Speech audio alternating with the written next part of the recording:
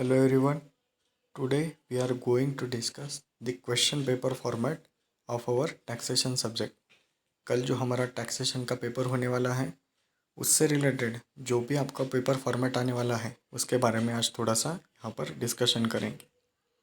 So we will see one by one कि हमें किस प्रकार से क्वेश्चन यहाँ पर पूछे जाने वाले हैं.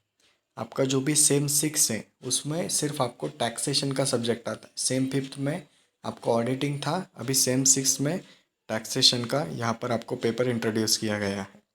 सो उसमें आपको जो भी क्वेश्चन नंबर फर्स्ट पूछा जाने वाला है उसमें आपको आंसर इन वन सेंटेंस पूछा जाएगा.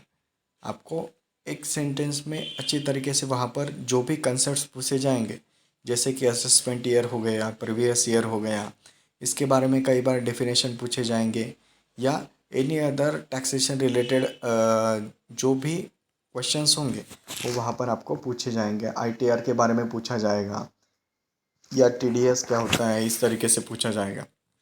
तो आपको टोटल 5 वहाँ पर उसके सब क्वेश्चन सॉल्व करने हैं और हर एक क्वेश्चन को 2 मार्क्स हैं. ऐसे आपका क्वेश्चन नंबर फर्स्ट यहाँ पर दिया गया है. क्वेश्चन नंबर 1 में क्या करना है, आपको 5 क्वेश्चन सॉल्व करने हैं. हर एक इसको आपको 2 मार्क्स होंगे विथ और इस बार इस सेमेस्टर में आपको एमसीक्यू नहीं पूछे जाने वाले.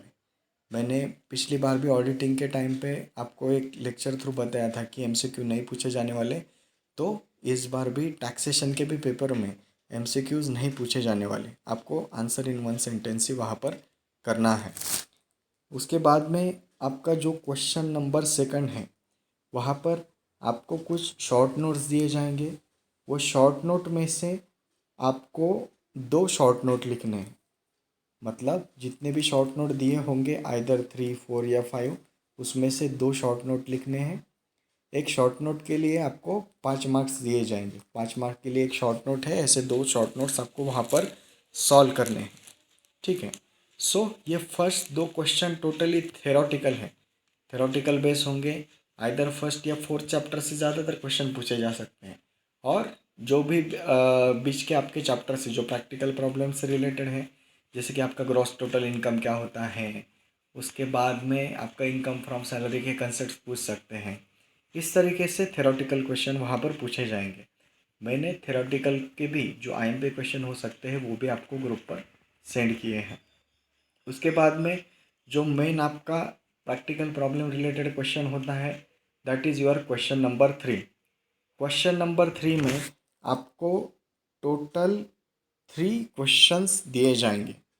First is from income from salary, then income from house property and third is from income from business और प्रोफेशन. ठीक है. ये 3 प्रॉब्लम में से जो भी आपको 3 दिए गए हैं उसमें से सिर्फ आपको 2 सॉल्व करने हैं. ठीक है. 3 दिए जाएंगे आपको, 3 में से आपको 2 सॉल्व करने हैं. हर एक क्वेश्चन उसमें से 7 मार्क का होगा. तो ये आपका क्वेश्चन 14 मार्क्स के लिए होगा. ज़्यादातर आपको जो भी आसान लगे इसमें से आइदर किसी को सैलरी आसान जा रहा होगा, किसी को हाउस प्रॉपर्टी या किसी को बिजनेस और प्रोफेशन, जो भी आपको आसान लग रहा है आप वहाँ से सॉल्व कीजिए. ज़्यादातर प्रेफरेंस हाउस प्रॉपर्टी और बिजनेस प्रोफेशन को देना क्योंकि ये 2 पर्टिकुलर एरियाज़ में प्रॉब्लम्स भी छोटे होते हैं और सॉल्व करने में टाइम भी अपना ज़्यादा जाता नहीं है. So it is more useful there. ठीक है. आपको ये ज़्यादा यूज़फुल वहाँ पर होगा. मतलब क्वेश्चन नंबर 3 में जो भी आपको 3 प्रॉब्लम्स दिए जाएंगे उसमें से आपको सिर्फ 2 प्रॉब्लम्स वहाँ पर सॉल्व करने हैं. और स्टार्ट प्रोबेबली ज़्यादातर हाउस प्रॉपर्टी से ही करना क्योंकि आपको डिडक्शन सेक्शंस वगैरह उसके याद है. एक ही डिडक्ट सेक्शन है उसमें 2 डिडक्शन अप्लाई करने हैं. सो हाउस प्रॉपर्टी का प्रॉब्लम ज़्यादातर आपको ईजी जा सकता है. देन जो क्वेश्चन नंबर 4 है आपका, question number 4 is related about the net taxable income and tax liability. मतलब आपको जो हमने नेट टैक्सेबल इनकम या ग्रॉस टोटल इनकम निकाला था जिसमें कई बार इनकम फ्रॉम सैलरी भी आता है, हाउस प्रॉपर्टी आता है, बिजनेस प्रोफेशन के भी कुछ नॉर्म्स आते हैं, then also the income from other sources वो भी वहाँ पर इंक्लूडेड होता है.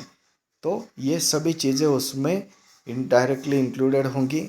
जब टोटल इनकम आप वहाँ पर निकालोगे, टोटल टैक्सेबल इनकम या नेट टैक्सेबल इनकम आप वहाँ पर निकालोगे, उसके बाद में आपको उस पर टैक्स लाइबिलिटी भी वहाँ पर कैलकुलेट करनी पड़ती है।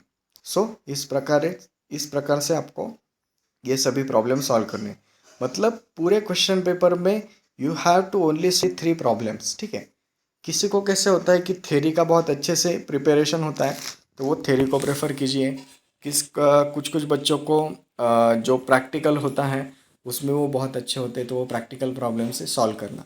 क्वेश्चन पेपर सॉल्व करने की भी एक अच्छे से स्ट्रैटेजी बनाए कि आप पहले थ्योरी अटेम्प्ट करने वाले हो या प्रैक्टिकल प्रॉब्लम्स अटेम्प्ट करने वाले हो। आपका यह पेपर 50 मार्क का है, टोटल 50 मार्क का पेपर है, और इसके लिए आपको सिर्फ 2 घंटे मिलने वाले हैं। Within 2 hours you have to finalise that paper. 2 घंटे में आपको ये पेपर कंप्लीट करना है। तो इस वजह से आपको हर एक चीज़ के लिए अच्छे से टाइम वगैरह वहाँ पर दीजिएगा, ठीक है।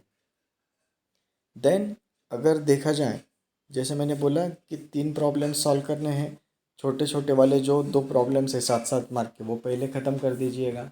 देन आप थ्योरी पोर्शन कंप्लीट कर सकते हैं, या आपका अगर एरिया स्ट्रांग हो टैक्स कैलकुलेशन में, तो आप टैक्स कैलकुलेशन का प्रॉब्लम पहले सॉल्व कर सकते हैं। मतलब डिपेंड्स ऑन यू, आपने कौन सा पोर्शन अच्छी तरीके से किया है, आप कौन सा पोर्शन ज़्यादा से ज़्यादा कैटर कर सकते हो। सो ये सभी चीज़ें वहाँ पर मैटर करने वाले हैं with in that particular time frame. So अच्छी तरीके से प्रिपरेशन कीजिएगा, प्रॉब्लम्स की प्रैक्टिस कीजिए। और ऐसा नहीं है कि हर एक का प्रॉब्लम टैली होगा, जिसका टैली होगा या अंत तक उसका आंसर आएगा, वो तो बहुत अच्छी बात है। लेकिन अगर आपको जितना आ रहा है उतना भी लिखिए वहाँ पर हेड्स लिख दीजिए, हेड्स ऑफ इनकम लिख दीजिए, किसके बुक्स में हम कैलकुलेट कर रहे हैं, किसकी टैक्स लाइबिलिटी हम कैलकुलेट कर रहे हैं, उनका नाम वहाँ पर अच्छी तरीके से लिख दीजिए। असेसमेंट ईयर लिख दीजिएगा, ठीक है, या फाइनेंशियल ईयर जो दिया है वो ईयर वहाँ पर लिख दीजिएगा। ये सभी छोटे मोटे चीज़ों के लिए भी वहाँ पर मार्क्स हैं। ऐसा नहीं कि हमें अगर आ रहा होगा तो बहुत अच्छी बात है, लेकिन जितना भी आ रहा है उतना भी लिखना भी, क्वेश्चन पेपर या आपके आंसर पेपर से सॉल्व करना वहाँ पर बहुत ज़रूरी हो जाता है। जितना आपको आ रहा है उतना वहाँ पर अटेम्प्ट करके आइए। Either you can get the answer, right answer, wrong answer, what ever in that particular situation. जिस तरीके का क्वेश्चन पेपर होगा, जैसा भी होगा, आपको वो अच्छी तरीके से कैटर करना है, उसे अच्छी तरीके से सॉल्व करना है। जिसका थ्योरी पोर्शन अच्छा होगा वो थ्योरी से स्टार्ट कीजिए, थ्योरी से क्वेश्चन पेपर लिखिए। जो प्रैक्टिकल प्रॉब्लम में अच्छे हैं वो प्रैक्टिकल प्रॉब्लम अच्छी तरीके से वहाँ पर प्रेफर कर दीजिएगा, ठीक है। कुछ प्रीवियस ईयर के क्वेश्चन पेपर्स भी I will going to share on the group. So वो क्वेश्चन पेपर भी थोड़े से देख लीजिएगा। और and all the best for your papers. अच्छी तरीके से पेपर अटेम्प्ट कीजिए, कुछ भी पैनिक होने की ज़रूरत नहीं है, कॉन्फिडेंस से पेपर दीजिएगा और पूरा 50 मार्क्स का पेपर अटेम्प्ट करके आइएगा। Okay, thank you so much.